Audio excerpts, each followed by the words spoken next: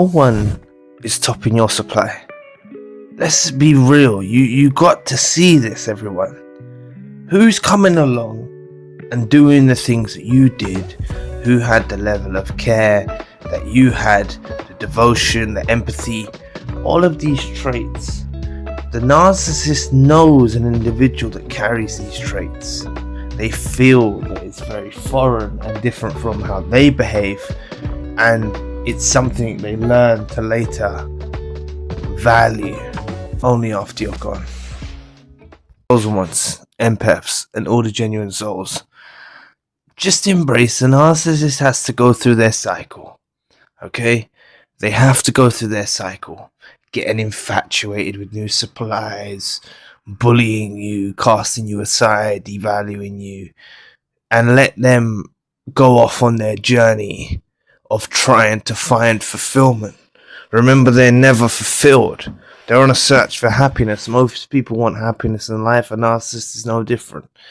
They thought these situations and these people were good for them and it would provide them happiness. When they find themselves over in that condition and that situation, they later realize that it was actually you. Okay? They're aware. This is the thing. Narcissists know what a good person is. It's why they gravitate towards you. Really, this is a divine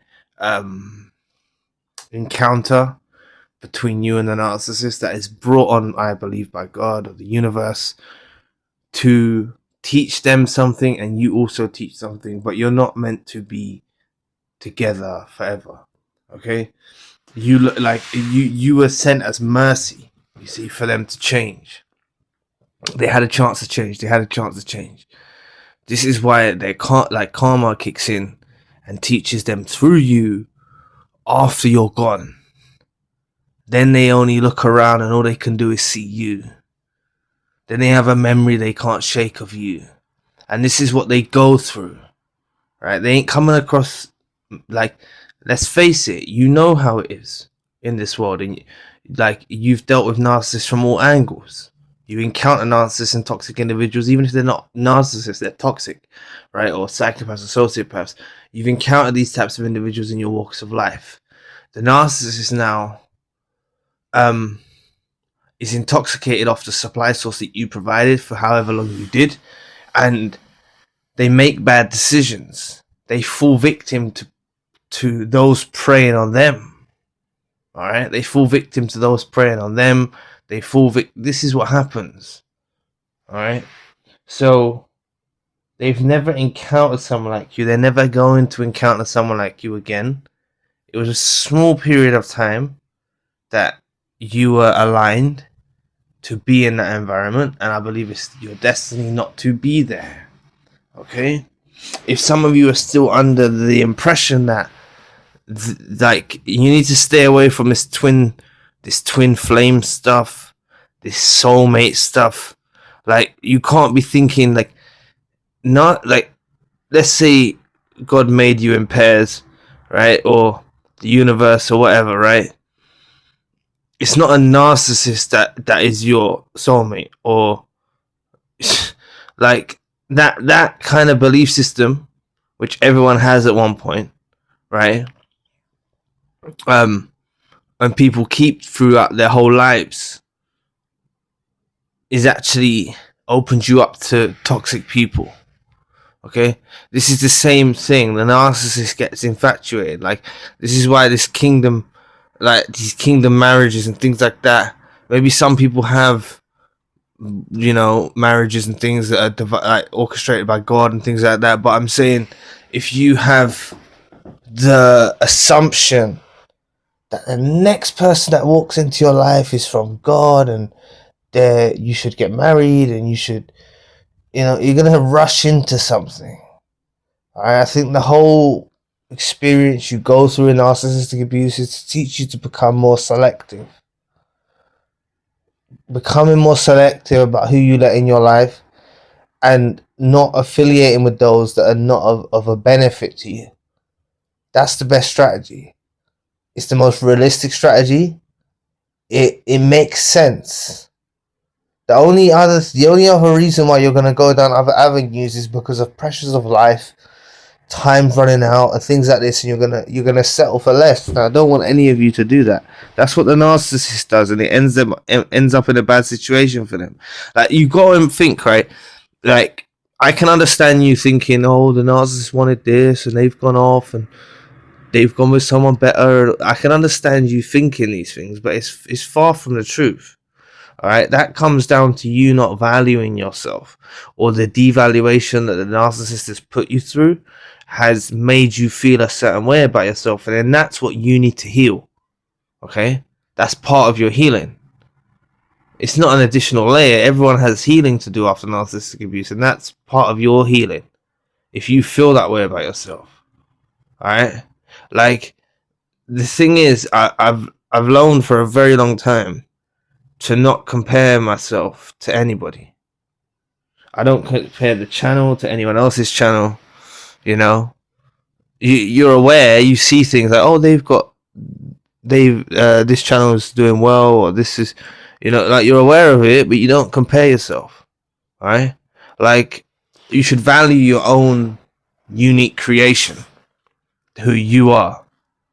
And when you do that, fundamentally, you realize that no one's actually going to walk in your shoes.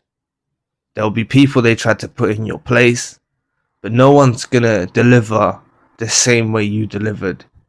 Okay, a narcissist needs someone of your, with your ethics, your morals, and on top of that, you have a unique touch and a unique supply. And this is what they're addicted to. And they're chasing that high. They're trying to chase that high again. Remember, they're like addicts. They're trying to chase that high, and they can't find it with whoever they encounter. They don't feel the neurological chemicals being released from their brain. They don't feel the rush, the high that they get off your supply anymore. They don't find that.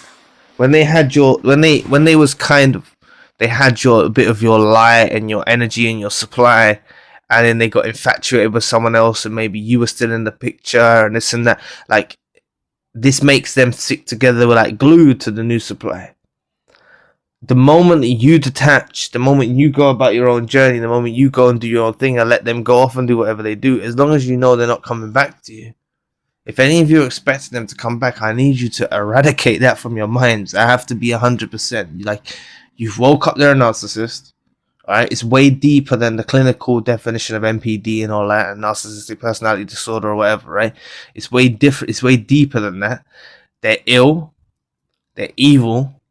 Okay? And this is your journey to realize that you can have evil ones in your family, in your friends, in your romantic relationships, in your work, in your colleagues. And it's a lesson for you to be able to spot all of the evil ones around you, so you can navigate correctly, align with your tribe, align with real ones, align with genuine souls, empaths, chosen ones, authentic souls. This is your tribe. See what I mean? Align with those sorts of people, right? But like I said, fair warning, please listen to this. This is very important. Don't declare to people. You might say, oh, Zion, like, why are you on YouTube talking about this? What I'm saying is, don't declare to people that you're an empath or you're a chosen one or anything like that. All right? New people I'm talking about. Especially, you might have told some friends that you're into this or you're watching videos on it or things like that. But I mean, new people that you meet, don't tell people that you're like that. Just wait for it to unfold and try to figure them out. You see? And in your actions, people will pick up on it. Like, the narcissist knew your potential. Like, this is what I'm saying. When they first encountered you, they realized that you're very, very different from anyone they've encountered in their lives. But that kind of subsided. That idolization, that kind of subsided through the relationship till they lose you. Then they re-idolize you again after. You see? So they idolized you. They realized you were very different. And that comes back full swing on them afterwards. They remember their impact, the impact you made on them initially. And they remember now, and they're in the midst of realizing the difference your supply makes to their life. And by that point, you know, a little bit down the line, they've maybe gone through a couple of suppliers or whatever, new supplies. They've lost your light, they've lost your energy, they're becoming, you see, like, they're becoming more and more like the new suppliers. It's very toxic dynamics that they're in. All right, I've even heard of people, narcissists, actually pairing up together, you know, both provoking their former suppliers, you know, together as a new relationship. Like, that's what they're focused on. You know, that's the best they're gonna get, is bonding over an empath or something like that, trying to destroy them, or empaths. You know, if both of their former suppliers were empaths, I'm not sure if they were, but I'm just saying, they're bonding over that moment, or they're bonding over a genuine soul, an authentic soul. You know what I'm saying? They wouldn't be so fixated. This is the thing. Narcissists aren't so fixated on toxic company, right? They ain't gonna be around toxic company. They know the levels. They know the deception. They know the deviant. They know they're devious. Like, they don't want to be around that. That's why they pretend to be on your level. That's why they pretend to have good ethics and morals and decency and all of that. They pretend to do that. All right, to be around you. Now they know they can't have you because they've exposed themselves. They've showed their true colors, and that's why you need to get as far away from them as possible. Change your number. Come off social media if you need to. Do your own thing, man. Just heal. You know, get the hell away from. That's what this. You've had a clear-cut path, you know, to get the hell away from them. All right, and oftentimes you need to focus on being discarded, ghosted, or abandoned. Actually grants you some more time, very valuable time initially, to recuperate yourself. Okay, they're off distracted, infatuated with a new supplier. Don't get hurt by that. It's actually a blessing. Let them go off and do that. They'll realize later down the line. I'm telling you, they do. And this needs to be more known. So if you know anyone suffering with this, you know, share this video or another video, something that will help them that you think. Because maybe they won't understand, but you got to, like I said just before I go, you've got to value yourself. Don't compare yourself to no one else.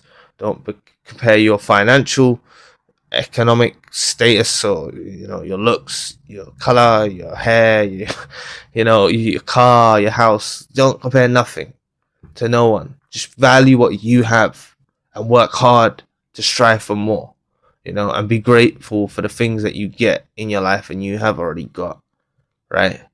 And realize that the narcissist is not your soulmate, not your twin flame, all that rubbish, right? They're not. Right, that needs to be cut out from your mind as well. So anyway, thank you so much for listening today. I really appreciate the support. Please book a session if you'd like to. If you'd like to donate or support to the channel, you can. Check out the spiritual channel or have a look through this channel for more content. All links you need are in the description box below, and I'll be back with another video soon. Peace.